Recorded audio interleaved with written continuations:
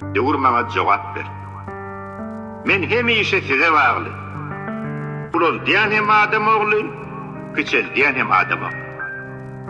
Bir çeke yalta taraf, bir çeke giyce taraf, ulu çeke ula taraf, küçük çeke küçe taraf. Çeke küçe taraf.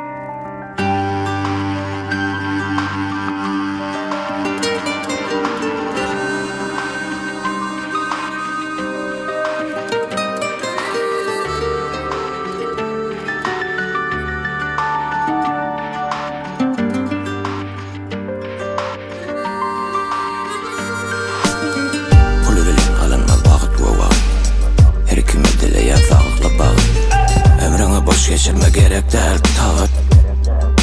Gerek değil tağıt.